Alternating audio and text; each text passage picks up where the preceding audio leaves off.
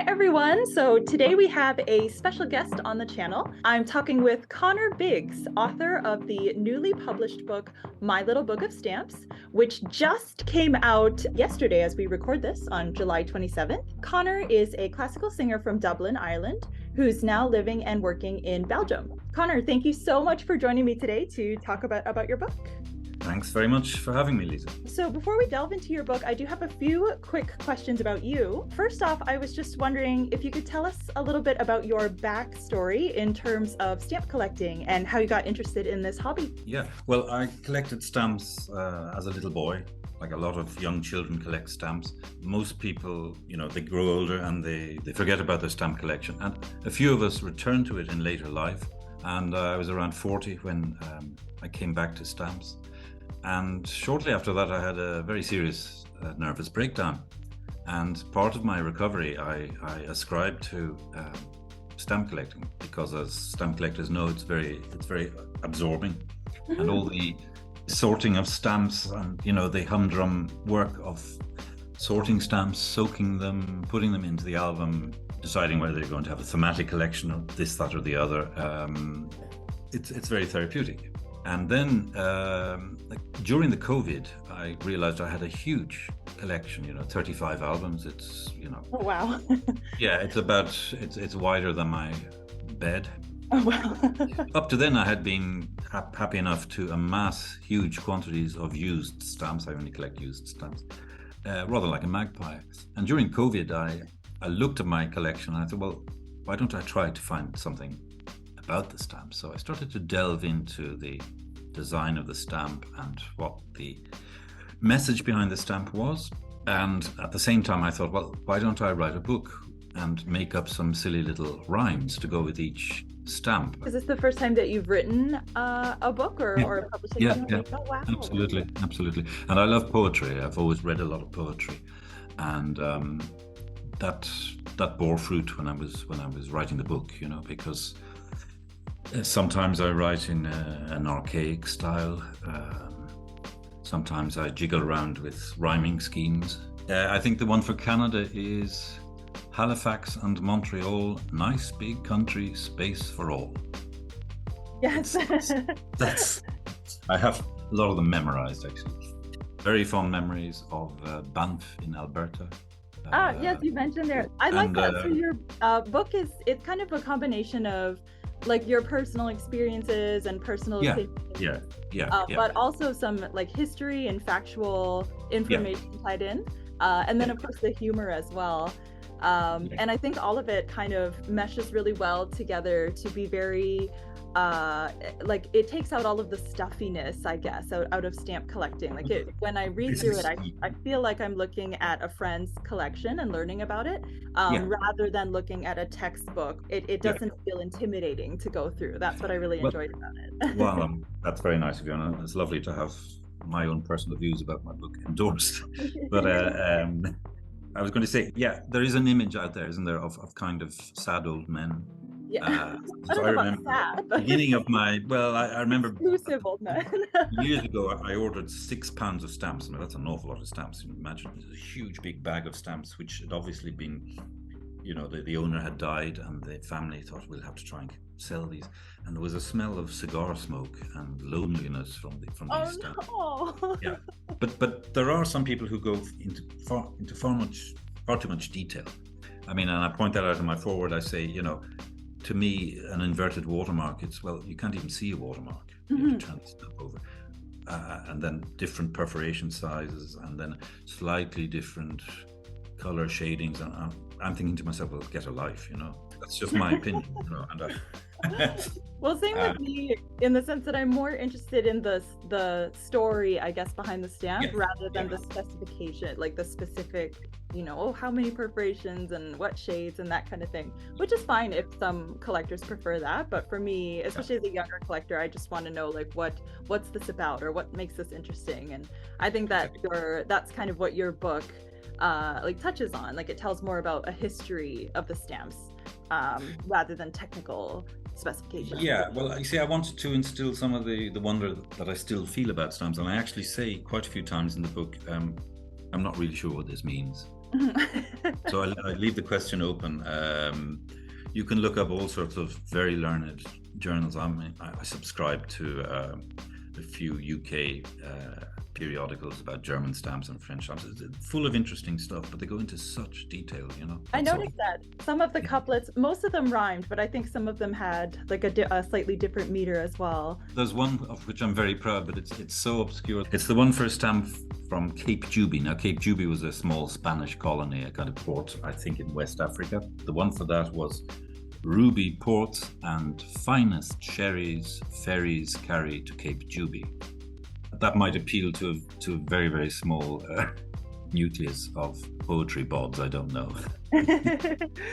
No, I like it. I like the layout very much. Yeah. My other favorite was from Newfoundland, which is a part of Canada now. This rugged place, not quite a nation, joined rather late the Federation. Yeah. Well, I'm right about that. I like the little joke about the missionary and how by the time he left, and then it lists all the things. It boasted 6 hospitals, 4 hospital ships, 7 nursing stations, 2 orphanages, 2 large schools, 14 industrial centers, a cooperative lumber mill, and a partridge in a pear tree. Because I thought to myself, this is getting really boring. Yeah, so and then I suddenly had this ridiculous flash of inspiration. But actually, 1 or 2 pages I just threw out because I found them so boring. It says My Little Book of Stamps on the front cover, and then a humorous look at stamp collecting. But actually, if you read through the essays, you'll realize that there are sometimes very serious themes being discussed, chiefly colonialism, slavery, forced labor, the fact that most European countries were involved in exploiting human beings, particularly in Africa, the West Indies, and Asia. Most European countries were guilty of pretty awful things. So it has that juxtaposition of like humor to counterbalance the serious, I guess. Well, George Bernard Shaw once said, if you want to educate people, you should make them laugh. That was, I mean, I don't claim to be either Bernard Shaw or a good teacher, but I hope that, you know, the lure, if you like, the bait is the little poem and the image of the stamp, and then those who want to read the little essay, and each stamp only gets a page. Free to do that, you know. How many stamps are featured in your book? There are 400. 400, okay. From A to Z, beginning with Abu Dhabi and ending with Zululand, which is also the very last country in the Stanley Gibbons catalogue. And as your stamp collectors will know, there are far more countries which don't exist than there are actually countries today. I say My Little Book of Stamps, but you would definitely not want to drop it on your bare feet. Yeah, it's not that little. It weighs a pound, you know. So. Did you have any favorite pages or favorite stamps from your book? Or I guess it might be hard to pick out of all the 400. Yeah, I mean, as I say several times in my book, the most beautiful colonial stamp design was probably British. Around the time of George VI, particularly when he was crowned in 1938, a lot of the empire, a lot of the British Empire countries had special sets produced, and some of those are really beautiful. If you have a look at the one for the Solomon Islands or Fiji, and some other colonial stamps are extremely boring, and I usually point that out. I mean, I'm pretty hard on France. I just say that their colonial stamps are generally pretty dull and badly produced. Do you collect like worldwide or any area specifically? Worldwide. Although, I mean, because I live in Belgium, I have a pretty good. Yeah, I'm trying to build up a complete Belgian collection, but it's going to take a while, you know. Actually, I started because I'm a classical musician. I thought I'd collect composers on stamps. But that's fine. Your collectors will know this. If you're looking for a stamp that is valuable, it's very easy to find a valuable stamp. People are always wanting to sell them, but you try finding, you know, a cheap stamp which is part of a set of 10, and that's the only one that you're missing. Chances are you'll have to buy the set again, the whole set to get that one. Stamp, you see?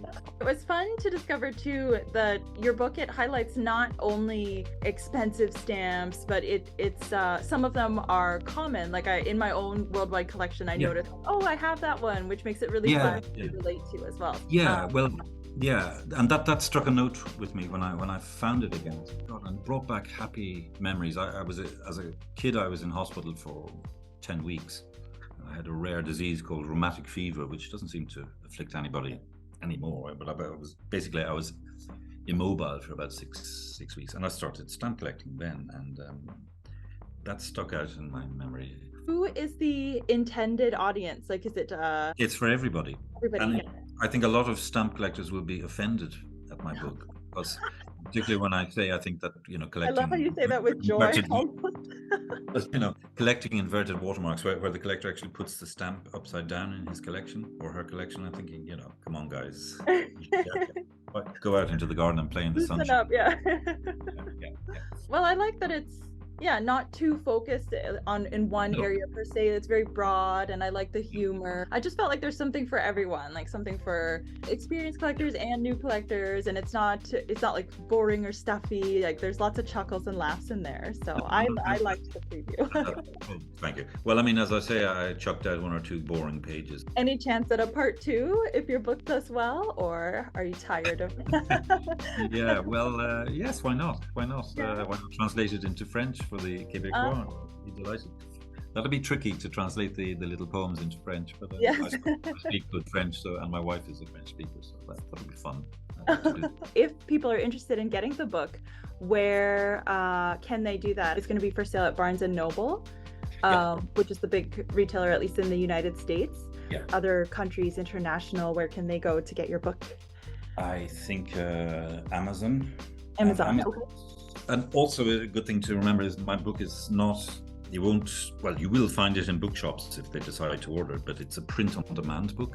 Okay. If you click on the Buy Now button on Amazon, for instance, this huge robot whirs into life. It's the middle of the night, I don't know how they do this, and then they print the book, they package it, and they send it off. There are no warehouses with thousands of my books just lying around, you know, being remaindered, and which is always very sad. I just wanted to say thank you so much for meeting with me, especially so late at night. It is on your end there in Belgium, and sharing with us a little bit about your collection and your history and your book. Yeah, I wish you all the best with it. I hope it does well. I think it would make a great gift for, like you said, anybody, for like non-collectors and experienced collectors too. That's great. Well, look, if you could give me some feedback. Do you have, how many hundreds of thousands of viewers do you have? Oh, I have 1,000 subscribers, so. That's pretty good. Yeah, well, that's great. Comments below, if anyone does get Conor's book, feel free to leave feedback and Right. Well, I'm sure you can get the book on Amazon.ca and also on Barnes & Noble and places like that. Okay, well, it's been a great pleasure talking to you. Likewise. Thank you so much, Conor. Have a great night and a great weekend too. Thank you. Bye-bye. All the best. Bye now. Bye.